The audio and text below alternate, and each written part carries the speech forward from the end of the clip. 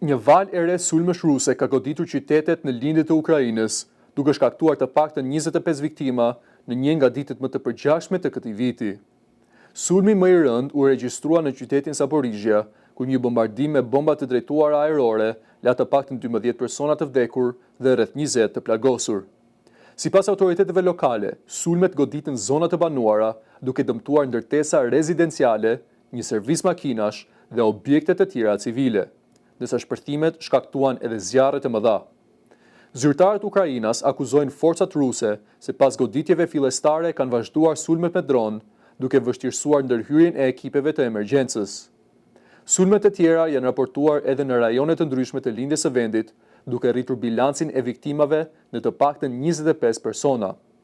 Ngjarjet vijnë vetëm pak orë para afatit për një armpushim të propozuar nga Ukraina, i cili pritet të nisë në mesnatë dhe të jetë pa afat të caktuar.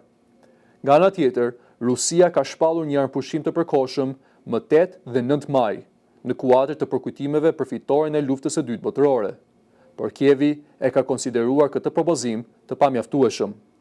Situata në terren mbetet shumë e tensionuar, ndërsa shpresat për ndaljen e luftimeve duken ende të pasigurta. Komuniteti ndërkombëtar po ndjek me shqetësim zhvillimet, ndërsa lufta vazhdon të marrë jetë civile dhe të shkatërrojë infrastrukturën në Ukrainë.